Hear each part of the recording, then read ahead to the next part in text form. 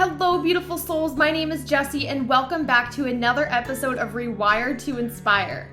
The show where we'll dive into self-love, learn tangible ways to rewire the brain, and discovering your soul's purpose.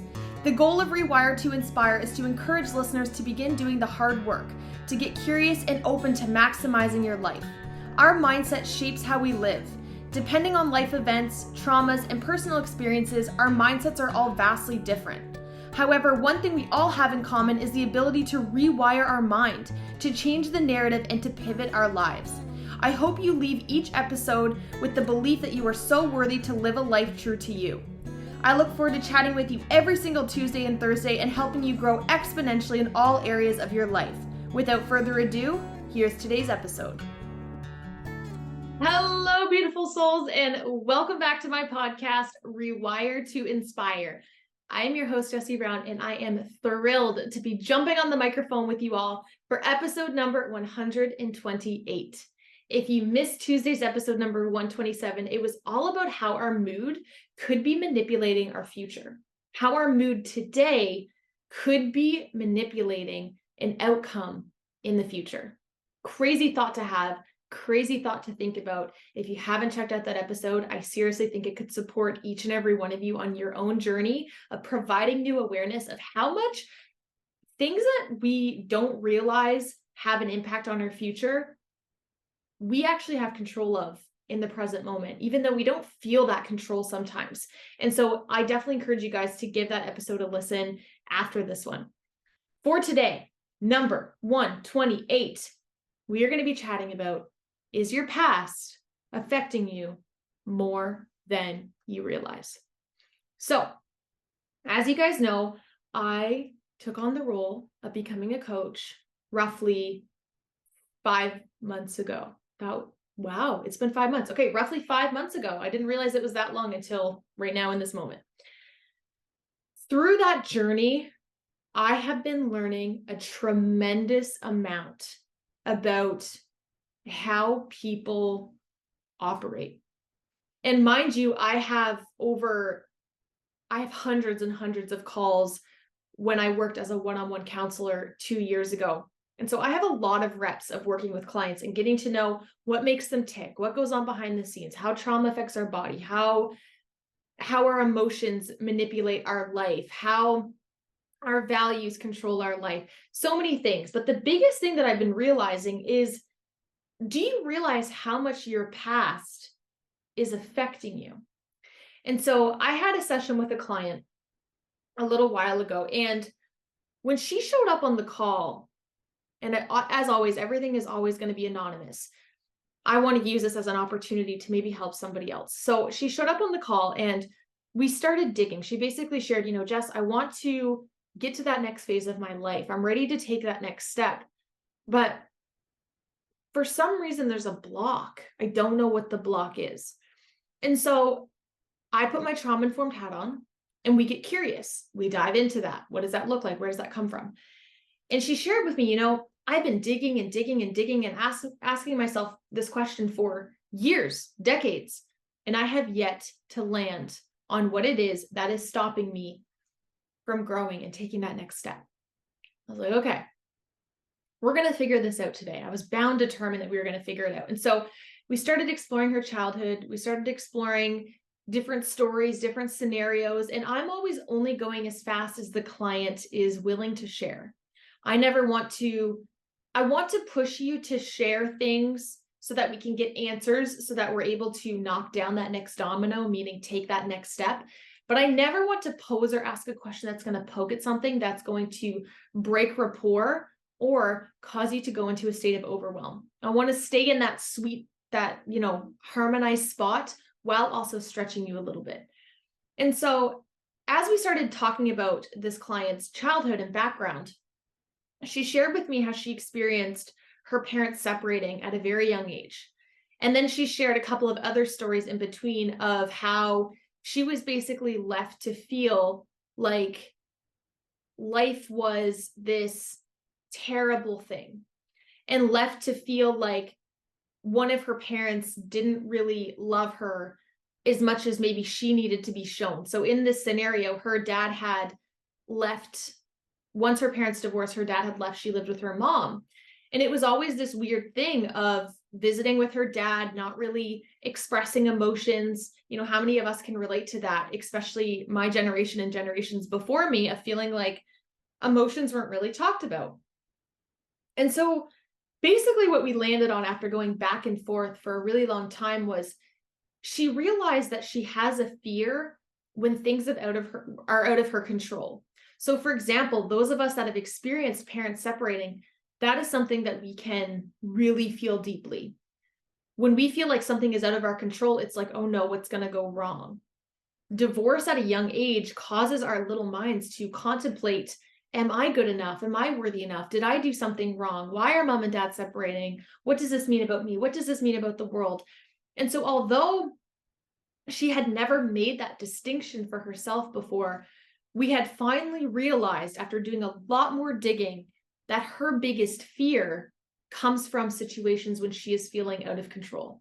And so we realized the reason that she wasn't taking action, taking that next step, getting out of her comfort zone, is because uncertainty causes her system to go into overdrive. And so now that she has that awareness, when she's in those moments, she really has a decision to make. Am I okay with this being out of my control, knowing that I cannot control every outcome? I cannot control what other people think, what they say, what they do. What I can control is how I show up, the work I put into things, and knowing that those that are meant to be in alignment with me will support me. The right people will support me. And so it was very interesting to witness this client realize how much her past was affecting her present. She never realized that an experience that had happened several decades ago was manipulating in a lot of ways her present self. She wasn't taking action because of something that happened years ago that felt like it wasn't a big deal, which was something that I had wrote down. You know, as we get older, we can start to diminish the significance that events have had on our life. Meaning we can look back at our childhood and we're like, that like it doesn't really seem like that big a deal. But what we need to realize is that as children, things that seem simultaneously small and not a big deal are actually majorly disruptive to our nervous systems. Think about it. Like when we think back now, you know, mom and dad divorced or went their separate ways, it's like, yeah, whatever, like that's all I know now. But at the time, that is massively overwhelming. That is confusing. That is an environmental disruption, meaning we are now facing a whole new way of living and being. We are tossed between these two realities. Our world has shifted. I want you guys to ask yourself right now, is there something in your past that you have maybe diminished the significance it has had on your life? And is that showing up now in ways that you didn't really realize? So much of how we perceive the world as adults is based off of experiences that we've had as children and as youth, right? The reason we want to identify those things is because, yes, we have to identify them to heal them, but it also gives us that permission and awareness to realize how much they've shaped our adult self. So I have multiple occasions that I can think of from childhood where I felt like I was always excluded in a lot of ways, feeling like I was never understood. I was never invited to things, or I was last pick with a lot of things. And I formed a really close relationship with myself from a young age because I felt like I was all I had. And so I've now grown up to be hyper independent and have a really hard time asking people for help or having high expectations of people because I was shown for so much of my life that I'm going to be disappointed. That is my baseline truth, is if I ask for help or speak outwards, I'm going to be disappointed. Just like for my client, hers was, if I speak outwards and I have no control, that's going to be really scary. What is your baseline of your life? What is your primary truth that you have yet to discover or admit to yourself? And I think the reason that we avoid admitting it to ourselves is because it makes those experiences real. It makes them true. But now sitting here 24 years old, I'm like, yeah, they happened. Yeah, they sucked. Yeah, they hurt. But that doesn't necessarily mean that people now have my worst interest at heart. They want to hurt me. In so many ways, we have to show our brain new awareness. We have to show it that the opposite can exist, but we cannot show it that if we don't take action. But it's hard to take action if we don't realize that subconsciously we're blocking having experiences that make us feel that way. So for example, I might avoid trying to spark a conversation out of a subconscious fear that they're just going to reject me, so I don't start that conversation. But I don't actually know that consciously, I just avoid. And so you have to be willing to dig in your life. And this is something that I encourage you to do with a therapist or a counselor, depending on where you think you're at in your healing journey, in your relationship with your younger self. But if you have a block that's showing up in your life, even if right now you're like, I never even realized I had blocks in my life, but I might have more than I realized, we need to be willing, if and when we're ready, to dig at what the beneath that is, getting to the underground of what that is. And how can we then tend to that? Although we cannot change our experiences, we cannot change what has happened to us, we cannot change what other people's actions have done to affect us, we can change how they affect us moving forward. We can change our association with it. So for example, for me, sometimes I'll go back and I'll tell my younger self, you didn't deserve that. I'm sorry you weren't shown kindness in this area. And I'm sorry that adult you is feeling the repercussions of that. I hope you know that you didn't deserve that. And so I sometimes as an adult need to tell my younger self that is showing up in those moments, hey, if somebody does treat you that way again, that is not your fault.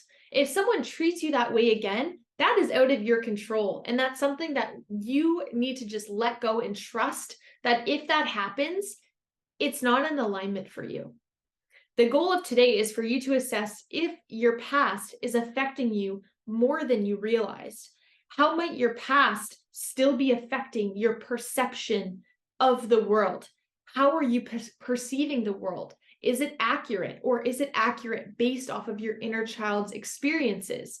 Did you paint a picture of what people are supposed to be, the world's supposed to be, your actions are supposed to be, your emotions are supposed to be, based off of an experience that happened at a time in your life that isn't actually serving you anymore?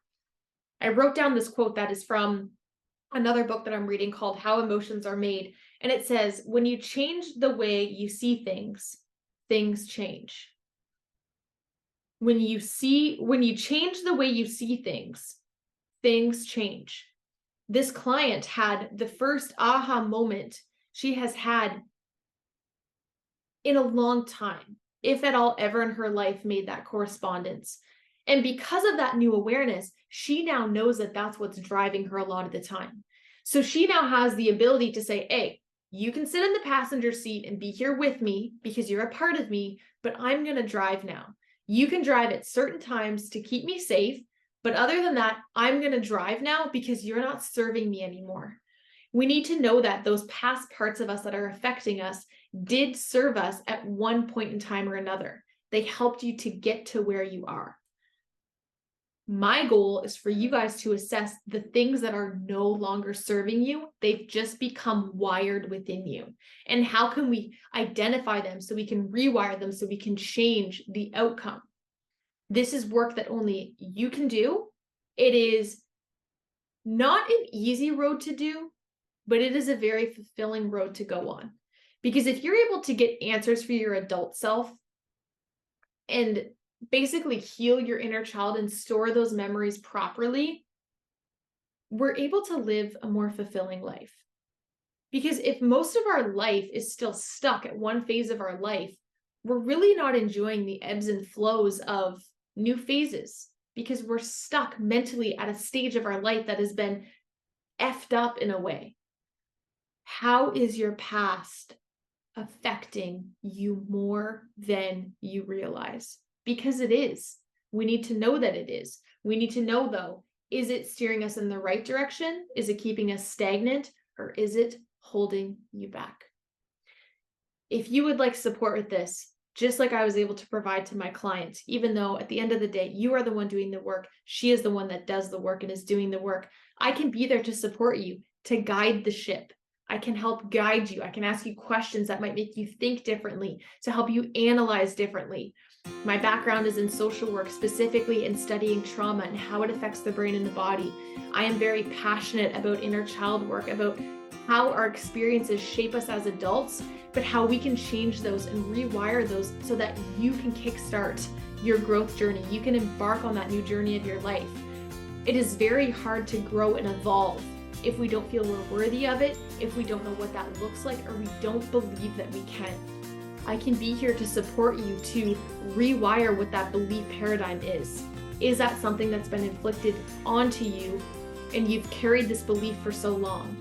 You deserve to heal that so that you can live the most aligned, fulfilling life possible. So if you're looking for support with this, my link is below. I definitely encourage you to book a free 30-minute call. We can chat, see if it would be aligned to be a one-on-one client. I'm still offering free 3 months of free coaching. This isn't going to be available for much longer because my roster is filling up. But if this is something that you're curious about, we can do one call together and you can assess from there. My goal is to provide value and to support you on your own unique journey. So I hope you guys enjoyed today. I hope you're sitting there from the lens of contemplation, analyzing your life, and knowing that that is exactly where it starts. And I hope you know how worthy you are to find those answers. So I look forward to chatting with you all next week. I hope you're all having an incredible, incredible day, and I look forward to chatting with you then. Bye, you guys. Thank you all so much for tuning into today's episode of Rewire to Inspire. I absolutely love connecting with you all, so make sure you're following me on Instagram. I am at Jessie Brown 13.